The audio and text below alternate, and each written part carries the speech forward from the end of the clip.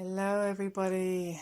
It's been a while since I've done a YouTube video, so I just thought I would pop on and just fill you guys in on what's been happening.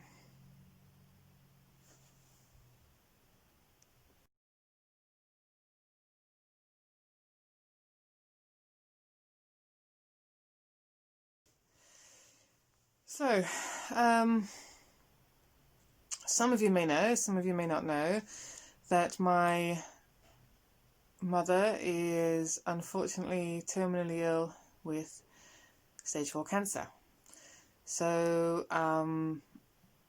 she's been battling it for the last 2-3 years. She beat it 10 years ago when she had breast cancer, and it came back 3 years ago when they moved to Somerset. And it's kind of just progressed over the last 2-3 years to where we are today. And I have just come back from spending a week down in Somerset with them all. And at the time, we thought we had a few months left. So I was down there for a week, just on my own. So Andy was with the kids up here in Suffolk. And it was difficult for them, but totally doable. You know, a week is doable. And I've been back a day and a half, and I just received a phone call from my brother saying that the latest X-ray results and meetings with doctors and nurses have concluded in the fact that Mum really only has weeks to live. They've gone from 3 months to 2 weeks, and the feeling is that it'll happen pretty quick. So when I left on Sunday, just a day and a half ago, I had it in my head that Constance was going to do this last week of school to give her a chance of saying goodbye to her friends and her teachers and doing all the normal end of year stuff, because she was feeling quite low. She was missing all her friends a lot. So we thought, well, let's get you into the last week of school, and then that gives you a chance to say goodbye to everybody. So in my head, I was thinking Connie finishes her last week.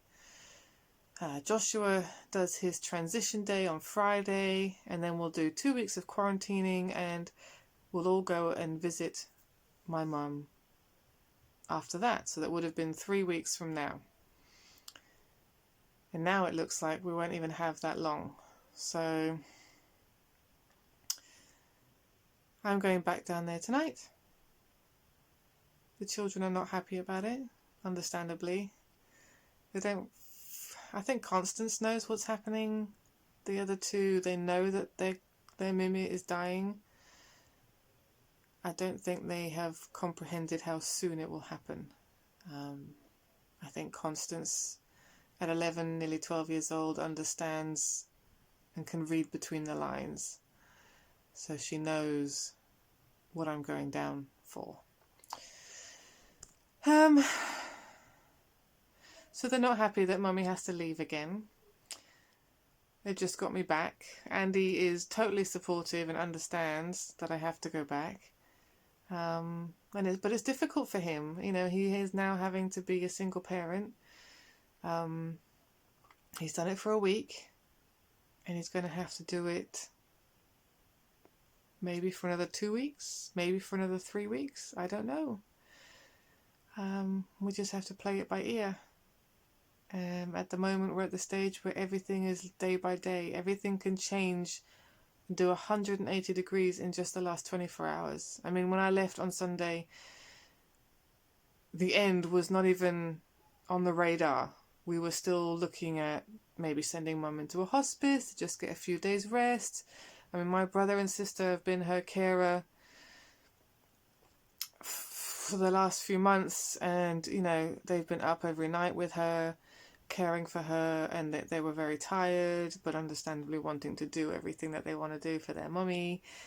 And my dad and my brother-in-law have kind of been in the background, sort of looking after the house, looking after my sister's children, doing all the background stuff so that they can be my mum's carers. So yeah, so they were looking at getting a hospice respite, looking at getting nurses in to just help with the night shift and stuff like that. And then I've been gone 24 hours and it's completely turned around to my mum just trying to get everything finished. Get finished everything that she had planned in her head to do over the next 3 months. She's going to now have to do over the next few days. So that's where I'm at. That's where my headspace is. I don't want to leave my family here in Suffolk, obviously. But I also don't think I could live with myself if I wasn't there at the end in Somerset. My brother and sister need me. My mum needs me. My dad needs me. So I'm going down tonight. Oh, I'm not looking forward to the drive. Like, it's a 4-hour drive there. And it was really long on Sunday. It was a really long drive.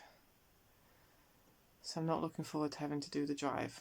But we do what we have to be there to support the ones we love, right? So there we are. So I literally just got my suitcase out of the car like an hour before my brother called me today.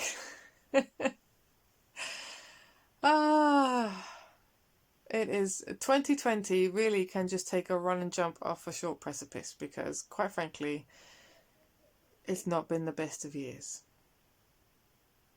COVID, lockdown, quarantine, Andy nearly being made redundant, going on to furlough, mum being ill, not being able to go and see mum for a long time at the beginning of quarantine. And now mum going from 3 months to 2 weeks.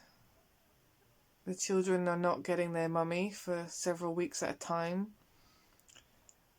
In a way, I'm actually grateful for COVID because it means that Andy was able to be here to be with the children. Can you imagine if he was still going to work and I was having to be called to rush to Somerset with the children? I don't know what I'd do. So yeah. So we're going to play it by ear each day.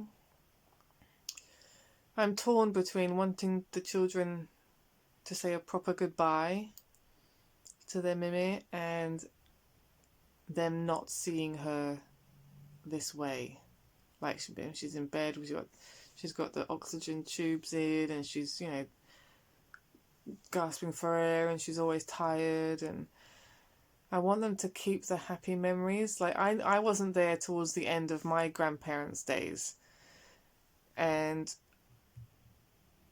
I'm quite grateful for that because my memories of them will always be the good memories.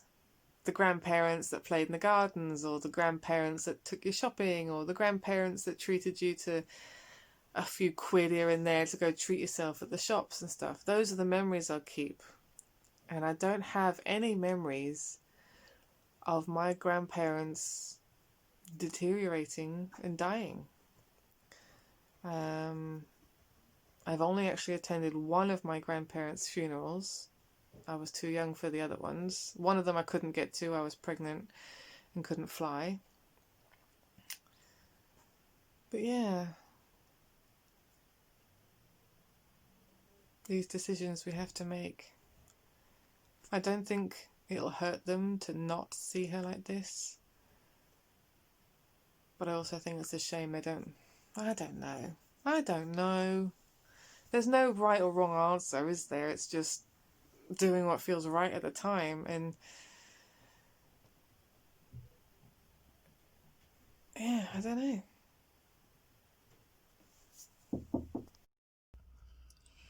Hey guys, I don't know where I was on just a second ago for you guys, but I'm now in the car on my way to Somerset. Really quick goodbye with the family, and now I'm off to see Mum and Claire and Thomas and Dad and the rest of the crew. I just had to pull over 5 minutes and get my head back in the game, because on the drive your head starts spinning and you start thinking all kinds of things and scenarios, and what happens if, I don't know, my mum dies when I'm down there, and I started thinking about how I'd react, and would I play it cool, would I cry, would I throw up, like all these things were going around in my head, and I was like, oh my gosh, I can't drive another minute and not just chill. So I haven't got out of the car or anything, I've just stopped and just got my head back in the game. So yeah, I don't know if I'll post this video or not. I just felt like I needed to make a video and explain why we were a bit quiet on YouTube, why Instagram was kind of stopping. Yeah, I just wanted to explain what was going on, really, and what's going on is that the end is near. So we're just kind of playing each day as it comes. I never thought I'd be video documenting how I'd feel about my mum dying. I think I still feel quite numb about it all, to be honest. Yeah, I don't know what's going on in my head right now. So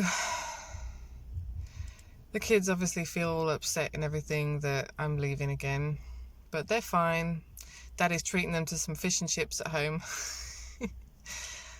And I'm about to get back on the road after this quick little short bike stop.